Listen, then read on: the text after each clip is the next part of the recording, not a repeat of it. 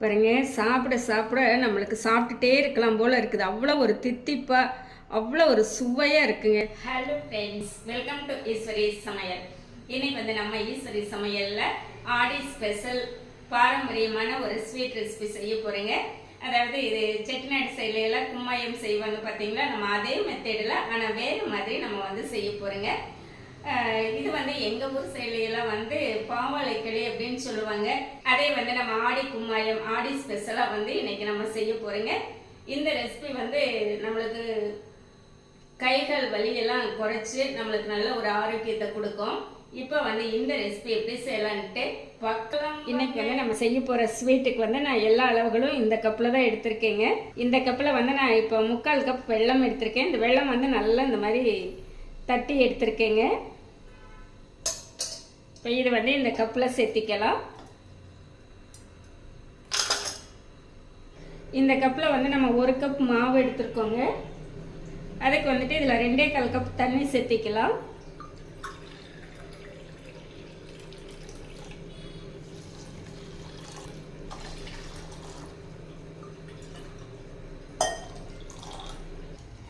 வெல்லத்தை வந்து நல்லா கரைய வச்சு எடுத்துக்கலாம். வெல்லம் வந்து கரைஞ்சி நல்லா தளதளன்னு கொதிக்குதுங்க. இப்போ வந்து நம்ம எடுத்துக்கலாம். இந்த கப்பில் வந்து நான் 1 கப் ராகி மாவு எடுத்திருக்கேங்க. இந்த ராகி மாவு வந்து நம்ம இப்போ ஒரு கடாயில் சேர்த்திக்கலாம். கூடவே 2 ஸ்பூன் அரிசி மாவு எடுத்திருக்கேங்க, இதுவும் சேர்த்திக்கலாம். இப்போ சேர்த்திட்டு இது வந்து நல்லா சூடு வர வரைக்கும் நம்ம வறுத்துக்கலாங்க. ரொம்ப வறுக்கணும்ன்ட்டு இல்லைங்க, அந்த மாவு வந்து சூடானா போதும். அடுப்பை வந்து சிம்மில் வச்சுக்கோங்க. கொஞ்சம் ஸ்பீடாக வச்சிட்டிங்க அப்படின்னாலும் மாவு டக்குன்னு கருகிடும். அப்புறம் நம்மளுக்கு அந்த ஸ்வீட் டேஸ்ட் வந்து மாறிடும்.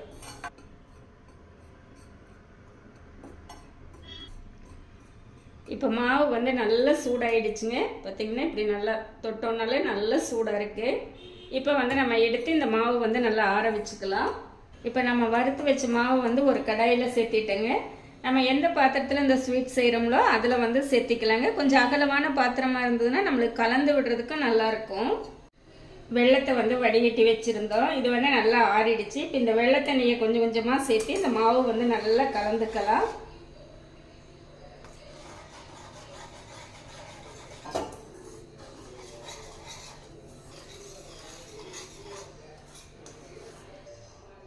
எல்லாத்தையுமே சேர்த்து நல்லா கலந்துக்கலாங்க.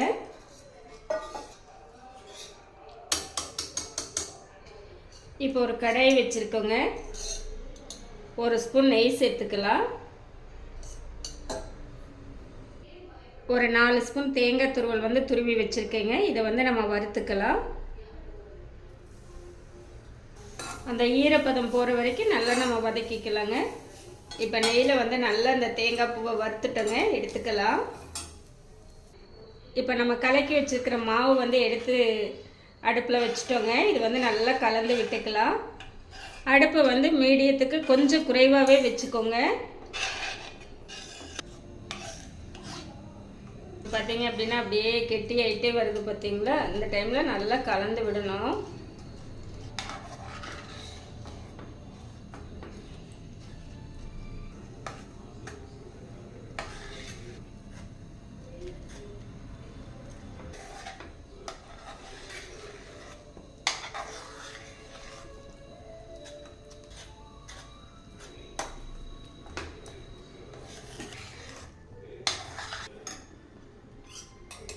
இப்போ வந்து நல்லா கெட்டி ஆயிடுச்சுங்க. நல்லா 1 ஸ்பூன் நெய் சேர்த்திக்கலாம்.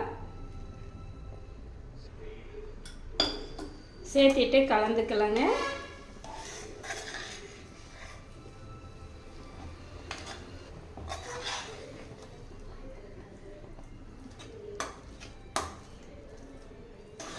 நல்லா நம்மளுக்கு ஒட்டாமல் நல்லா திரண்டு வரணுங்க. திருப்பி நம்ம ஒரு 2 ஸ்பூன் நெய் சேர்த்திக்கலாங்க. சேர்த்திட்டு நல்லா கலந்துக்கலாம்.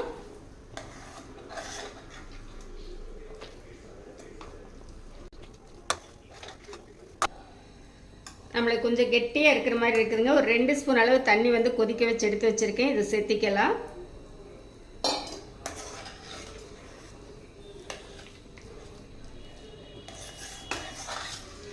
இந்த நெய் வந்து உருக்கிட்டு ஒரு 2 ஸ்பூன் திருப்பி சேர்த்திக்கலாங்க.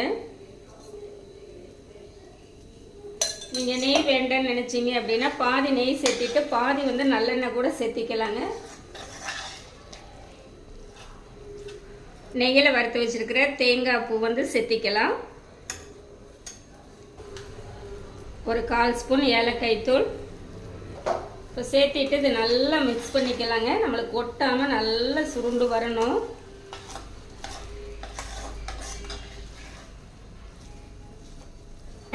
மொத்தமாக நம்ம நெய் கணக்கு பார்த்தோம் அப்படின்னா நம்ம மாவு எடுத்தோம் பார்த்தீங்களா, அந்த கப்பில் வந்து 1/2 கப் சேர்த்திருக்கேங்க. இப்போ நல்லா கலந்து விட விட பார்த்தீங்க அப்படின்னா அந்த நெய் எல்லாமே நல்லா பிரிஞ்சு வருது பாருங்கள்.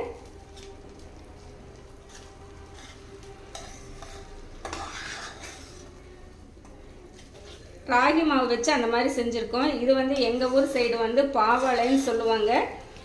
செஞ்சு வச்சிட்டோம் அப்படின்னா ஒரு 2 நாளைக்கு வச்சு சாப்பிட்லாம். ரொம்ப ரொம்ப நல்லா இருக்குங்க.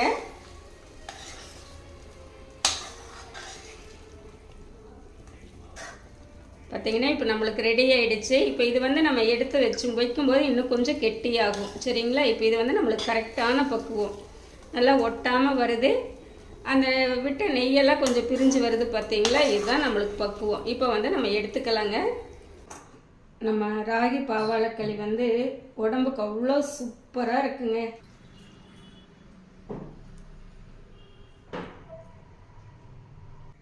இப்போ வந்து நம்ம டேஸ்ட் பார்க்கலாங்க. பார்த்தீங்களா? அவ்வளோ சூப்பராக இருக்குங்க. ராகி பாவாழை ஸ்வீட் வந்து அம்புட்டு ருசியாக அவ்வளோ டேஸ்ட்டாக இருக்குதுங்க. நம்மளுக்கு வந்து ஹெல்த் வைஸ் வந்து ரொம்ப ரொம்ப நல்லது. இதில் வந்து நிறைய அயன் இருக்குது, கால்சியம் இருக்குது, பாஸ்பரஸ் இருக்குது. அந்த அளவுக்கு எல்லா சத்துக்களும் உள்ள இந்த பாவாழைக்களி வந்து நீங்களும் செஞ்சு பாருங்கள். நான் செஞ்ச இந்த ரெசிபி உங்களுக்கு ரொம்பவே பிடிச்சிருக்கும்னு நினைக்கிறேன். பிடிச்சிருந்தா லைக் பண்ணி, ஷேர் பண்ணி, கமெண்ட் பண்ணுங்கள். நம்ம ஈஸ்வரி சமையலை சப்ஸ்கிரைப் பண்ணி வச்சுக்கோங்க. இனியொரு நல்ல வீடியோவில் பார்க்கலாங்க.